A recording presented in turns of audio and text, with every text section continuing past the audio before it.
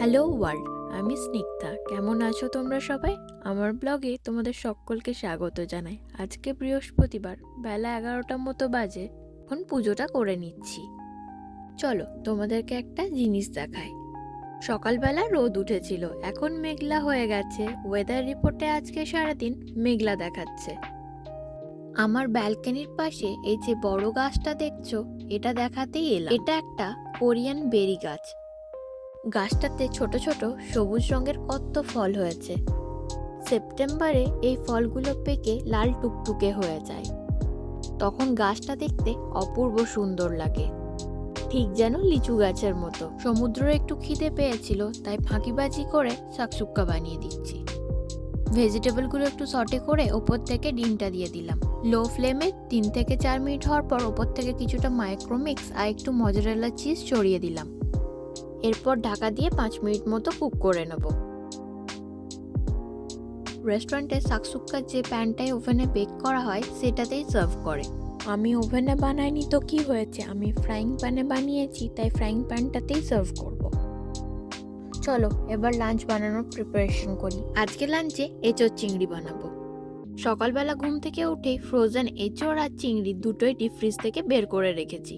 আগের দিন প্যাটেল ব্রাদার্স থেকে এগুলো নিয়ে এসেছি। এখানে ফ্রেশ এঁচোড়ও পাওয়া যায়, সেগুলো কেটে পিস করা থাকে না। বাড়িতে নিয়ে এলে ছুরি দিয়ে কাটতে হবে, আর আমি ছুরি দিয়ে এঁচোড় কাটতে পারি না। ফ্রোজেন এঁচোড়টা নুন হলুদ দিয়ে সেদ্ধ করা থাকে, তাই একটু গুঁড়ো গুঁড়ো হয়ে গেছে। এরপর চিংড়িটা দেখে তো আমার মাথায় হাত। কেনার সময় আমি ভেবেছিলাম এটা খোসা ছাড়ানো চিংড়ি, এখন দেখি খোসা শুদ্ধ। বরফের মধ্যে যখন থাকে তখন বোঝা যায় না, এখন ডিফ্রস্ট হওয়ার পর বুঝতে পারছি। এবার এটাকে পরিষ্কার করতে হবে। এমনটা হবে জানলে রান্না করে স্নান করতে যেতাম।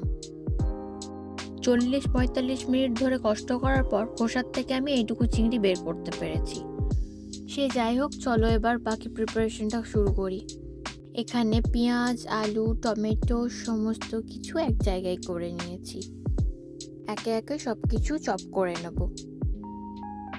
পেঁয়াজগুলো আগেই খোসা ছাড়িয়ে আমি ফ্রিজে তুলে রেখেছিলাম। পেঁয়াজটা খোসা ছাড়িয়ে মাঝখানটা কেটে একবার ধুয়ে নিয়ে একটা বক্সে করে কিছুক্ষণ ফ্রিজে রাখলে চপ করার সময় কান্নাকাটিটা একটু কম হয়, এই আর কি। পেঁয়াজটা চপ করা হয়ে গেছে। এখানে ছোট ছোট পেঁয়াজগুলো দেখছো, এগুলো গোটা গোটাই দেব। এগুলোকে পার্ল অনিয়ন বলে। বড় পেঁয়াজের মতো দেখতে হলেও সাইজটা খুবই ছোট। এবার টমেটোটা চপ করে নিই। আমি এখানে প্রায় 2টো টমেটো নিয়েছি, একটু বেশি পরিমাণেই টমেটোটা দেব। বিকেলবেলা বিদেশ যাওয়ার প্ল্যান আছে। বাড়ির কিছু জিনিস শেষ হয়ে গেছে, সেগুলোই আনতে যাব। তাই ভাবলাম এই ফাঁকে একবার তোমাদেরকেও ঘুরিয়ে আনি। টমেটোটা কাটতে গিয়ে আঙুলটা একটু কেটে ফেলেছি, গিয়ে একটা ব্যান্ডেড লাগিয়ে এলাম।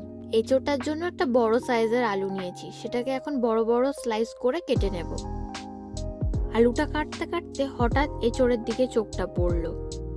এঁচোড়টা তো একে সেদ্ধ, তারপর আবার গুঁড়ো গুঁড়ো হয়ে গেছে। এত বড় বড় আলু ভালো লাগবে না, তাই বড় বড় আলুগুলোকে আবার 2টো করে স্লাইস করে নিলাম। গোটা আলুটা লাগবে না, কিছুটা আলু টিস্যু পেপারে মুড়িয়ে ফ্রিজে রেখে দেবো, তাহলে কালো হয়ে যাবে না, পরে আবার কোনো রান্নায় ব্যবহার করে নেওয়া যাবে।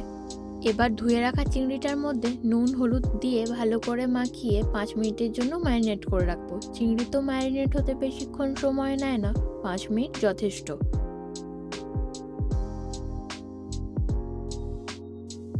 কড়াই বসিয়ে দিয়েছি। এরপর এটার মধ্যে সর্ষের তেল দেব। তেলটা গরম হতে হতে আমি কয়েকটা গরম মশলা থেতো করে নেব। গরম মশলার মধ্যে নিয়েছি 4টে লবঙ্গ, 3টে ছোট এলাচ আর একটা 1 ইঞ্চির দারচিনি। গরম মশলাগুলো থেতো করে গরম তেলের মধ্যে দিলে ফ্লেভারটা খুব সুন্দর আসে। তেলটা গরম হয়ে গেছে, এবার চিংড়িগুলো ভাজবো। চিংড়িগুলো তো খুবই ছোট, তাই 1-1.5 মিনিটেই হয়ে যাবে। ভাজা হয়ে গেছে, এরপর এটা তুলে নিই। এরপর এটার মধ্যে আমি খানিকটা তেল অ্যাড করছি। এরপর কেটে রাখা আলুগুলো ভেজে নেব।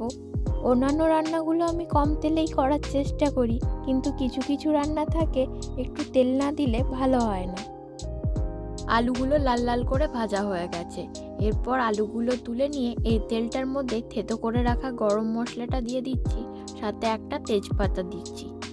চপ করে রাখা পেঁয়াজগুলো এবার এটার মধ্যে দিয়ে দিচ্ছি। পেঁয়াজটা লাল না হয়ে আসা অবধি ভালো করে ভাজবো। পেঁয়াজটা খুব সুন্দর করে ভাজা হয়ে গেছে। ভেজে রাখা আলু আর পার্ল অনিয়নগুলো এটার মধ্যে অ্যাড করে দিচ্ছি। এই তিনটে জিনিসকে একসাথে কিছুক্ষণ ভাজবো। ভাজা হয়ে এলে এটার সঙ্গে অ্যাড করছি 2 টিস্পুন আদা কাঁচা লঙ্কা বাটা, 2 টিস্পুন রসুন বাটা। এরপর 2-3 মিনিট ধরে এটাকে ভালো করে কষিয়ে নেব। কষানো হয়ে এলে একে একে গুঁড়ো মশলাগুলো অ্যাড করে দিচ্ছি। হলুদের গুঁড়ো, ধনের গুঁড়ো, শুকনো লঙ্কার গুঁড়ো, ধনে গুঁড়োর পরিমাণটা একটু বেশি দিয়েছি, আর সবার শেষে কাশ্মীরি লঙ্কার গুঁড়ো। কেটে রাখা টমেটোটা অ্যাড করে দিলাম, সঙ্গে স্বাদ মতো নুনও অ্যাড করে দিচ্ছি। এরপর টমেটোটা গলে যাওয়া অবধি ওয়েট করব। টমেটোটা সুন্দর গলে গেছে। এরপর এটার মধ্যে এঁচোড়টা অ্যাড করে কিছুক্ষণ কষিয়ে নেব। এই রান্নাটাতে আমি গরম জল ইউজ করব, তাই ইলেকট্রিক কেটেলটা অন করে দিয়েছি। আমি বেশ খানিকটাই জল অ্যাড করেছি। কিছুক্ষণ লো ফ্লেমে ফুটবে তো, তাই জলটা উবে যাবে। তোমরা যেরকম খাবে সেরকম দিও। আমি চিংড়িটা অ্যাড করে দিলাম এখানে। সবার শেষে আমি একটু চিনি অ্যাড করছি টেস্টটা ব্যালেন্স করার জন্য। বাস, আমার রান্না কমপ্লিট। জিরা রাইসের জন্য এখানে ভাত বসিয়েছি। এটার মধ্যে খানিকটা ফ্রোজেন গ্রিন পিস দিয়ে দিলাম। ভাতের সঙ্গেই হয়ে যাবে, আলাদা করে আর গরম জলে ভেজাতে হবে না। এখন গিয়ে দুজনে মিলে লাঞ্চটা সেরে নিই। লাঞ্চ করে সমুদ্র আবার বসবে ওর কাজে, আর আমি বসে বসে ব্লগগুলো এডিট করব।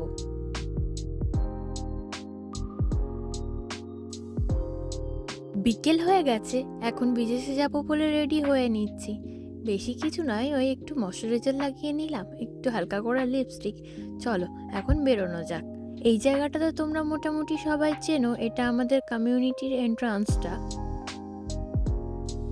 পৌঁছে গেছি বিদেশে। বিদেশ হচ্ছে একটা হোলসেল মার্কেট। ওই যে দূরে গ্যাস স্টেশনটা দেখছো, ওটা এদের প্রত্যেকটা স্টোরের সাথে একটা করে গ্যাস স্টেশন থাকে। আমাদের দেশের পেট্রোল পাম্পকে এই দেশে গ্যাস স্টেশন বলে। এবার ভেতরে যাচ্ছি। সমুদ্র গেছে শপিং কার্টটা নিয়ে আসতে। বিজেস, কস্টকো, স্যামস ক্লাব, এই তিনটে হচ্ছে হোলসেল চেন। এই সমস্ত দোকানে শপিং করতে গেলে ইয়ারলি একটা করে সাবস্ক্রিপশন নিতে হয়। সাবস্ক্রিপশনের জন্য $45 থেকে $55 অবধি পে করতে হয়। এখানে সাবস্ক্রিপশন নেওয়ার কারণ হচ্ছে এখানে গ্যাসের দামটা অন্যান্য জায়গার থেকে একটু কমে পাওয়া যায়। এরা যেহেতু সব কিছু বাল্কে বিক্রি করে, তাই প্রত্যেকটা জিনিসের ওপরেই $1, $2, $4 অবধিও অফ পাওয়া যায়। এখানে ইলেকট্রনিক্স থেকে শুরু করে বেডিং, ক্রকারি, ফার্নিচার, আউটডোরের জিনিসপত্র, হোম ডেকোরেটিভ আইটেম সমস্ত কিছু পাওয়া যায়। তবে কোনো কিছুরই খুব বেশি অপশন থাকে না। অপশনে যে কটা থাকে প্রত্যেকটার কোয়ালিটি খুব ভালো হয়। এই যে দেখো, একটু একটু করে শীতের জিনিসপত্র আসতে শুরু করেছে। হ্যালোইনের জন্য ভূত পেতাকা সমস্ত জামা কাপড় আসা শুরু হয়ে গেছে। এছাড়াও শীতের জন্য অনেক পোশাক চলে এসেছে। আর কয়েকটা দিনের অপেক্ষা, তারপর শীত এলো বলে। আর সে এলে আর যেতে চায় না। এটা হচ্ছে এদের মেডিসিনের সেকশন। এখানে কিছু মাল্টিভিটামিনস আর রেগুলার মেডিসিনস পাওয়া যায়, যেমন জ্বর, কাশি, গ্যাস, অম্বল, এই সমস্ত কিছু। এরপর স্কিন কেয়ারের সেকশনটাতে গেলাম। ওখানে একটা সিরাম নেওয়ার ছিল, ওটা পেলাম না, আউট অফ স্টক আছে। এখানে স্কিন কেয়ারের জিনিসগুলো সিঙ্গেল পাওয়া যায় না, সমস্ত কিছু 2 নাহলে 3টে করে প্যাকে আসে। এরপর এলাম রেগুলার লাইফের খুব ইম্পর্টেন্ট একটা জিনিস নিতে, ট্র্যাশ ব্যাগ। এটা হচ্ছে এদের সি ফুডের সেকশন। এখন যাচ্ছি নন ডেয়ারি সেকশনে। এখানে অ্যালমন্ড মিল্কটা নেব।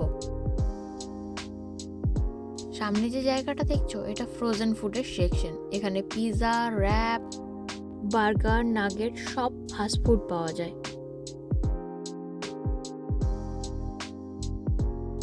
ফলের সিজন শুরু হচ্ছে, তাই স্টারবাকসে পামকিন স্পাইস ফ্লেভারের একটা কফি নিয়ে নিলাম।